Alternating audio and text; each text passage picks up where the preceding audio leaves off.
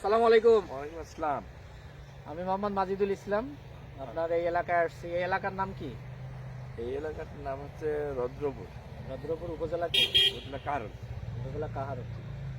সম্মানিত দর্শক, আপনারা অনেকেই আমার এই ভিডিওতে কমেন্ট করেন বা অনেকেই মেসেজ করছেন যে এই যে ডাবল সারি লাগানোর যে পদ্ধতি বা ডাবল সারি লাগানোর যে নিয়মটা, এটা কিভাবে লাগানো যায় বা এটা লাগাইলে আসলে ভুট্টার কোনো সমস্যা হয় কিনা বা এর ফলনটা কীরকম আসবে, আমরা সেই বিষয়ে আজকে একটু কথা বলবো। আমার এখানে উপস্থিত আছেন অত্র এলাকার সম্মানিত একজন ব্যবসায়ী এবং ভুট্টা চাষি।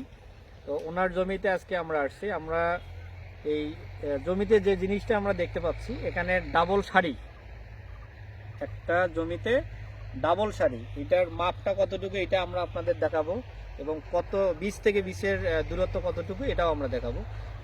তো এটা একটু শুরু করি আপনাকে দিয়ে আমরা, যে এই যে ভুট্টা আপনি চাষ করছেন, বসেন, এই ভুট্টা আপনি চাষ করছেন, এই ভুট্টার লাইন থেকে লাইনের দূরত্ব কতটুকু দিচ্ছেন? লাইন থেকে লাইনের দূরত্ব দিয়েছি 30 ইঞ্চি।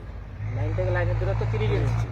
আর বীজ থেকে বীজের দূরত্ব 20 বাই 20 দূরত্ব দিয়ে 9-10 এরকমই দিয়ে 9 থেকে 10 ইঞ্চি। এই এরকম চাষ করে বা পাশে আরো জমি আছে, পাশের জমিতে কিন্তু ডাবল সারি দেয়নি মনে হয়, অনেকগুলোতে আছে ডাবল, যেমন এটা একটা আছে ডাবল সারি দেয়নি, এটাতে ডাবল সারি দেওয়া আছে। তো এটাতে আপনি কি মনে করতেছেন যে ভুট্টা? এটাতে আমি গতবারও একটা লাগাইছিলাম এই ডবল সারি, দেখলাম যে অন্য যে চাষিরা আছে বা আমার পার্শ্ববর্তী যে চাষিরা আছে ওদের থেকে আমার অন্তত বিঘা প্রতি 5-7 মণ ভুট্টা বেশি হয়েছে। 5-7 মণ ভুট্টা বেশি হয়েছে।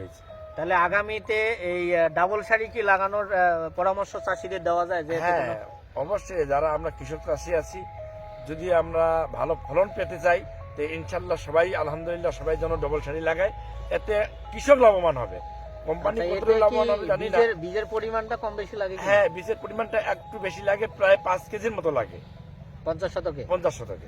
তার মানে এ করে 10 কেজি বীজ। আর এমনিতে আমরা যারা চাষ করি সেটাতে কিন্তু আপনার 8 কেজিতে হয়ে যায়। এই 10 কেজি বীজ যখন আপনার 1 একর জমিতে লাগবে, বীজের সংখ্যাটা বেশি হবে। বীজের সংখ্যা যখন বেশি হবে, গাছের সংখ্যা বেশি হবে, গাছের সংখ্যা বেশি হলে মোচার সংখ্যা বেশি হবে, অটোমেটিকলি কিন্তু আপনার ফলনটা বেশি বেড়ে যাবে।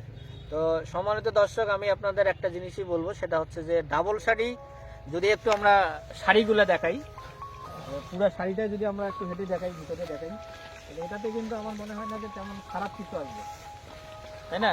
যে ডাবল শাড়িগুলো দেখান যে অনেক সুন্দর, কিন্তু একটা মানে গাছের যে ছোট বড় বা গাছ যে আপনার চিকন হচ্ছে তা কিন্তু না, বরং এখানে আরেকটা জিনিস সুবিধা হচ্ছে, দুই পাশের মাটিটা যদি সমান তালে দেওয়া যায় তাহলে এটা কিন্তু আরো অনেক ভালো হবে। 3-4 মিনিটের মধ্যে করিয়ে, ঠিক আছে?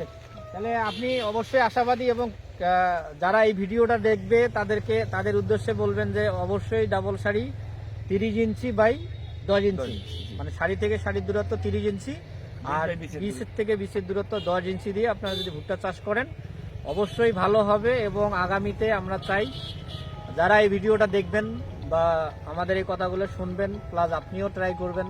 আপনি যদি এক সারি দিয়ে লাগান সেটাও ট্রাই করবেন, তার পাশাপাশি 10 কাঠা হোক, 1 বিঘা হোক, আপনিও ডাবল সারি দেন, তাহলে ইনশাল্লাহ আপনি নিজেই বুঝতে পারবেন যে এর ফলনটা কীরকম আসে। তো আশা করি আপনারা এই ভিডিওটা দেখবেন এবং সিদ্ধান্ত আপনারা আপনাদের ইচ্ছা মতোই নেবেন। এই বলে আমরা আজকের মতো এই কাহারোল দিনাজপুর থেকে বিদায় নিচ্ছি। আল্লাহ হাফেজ।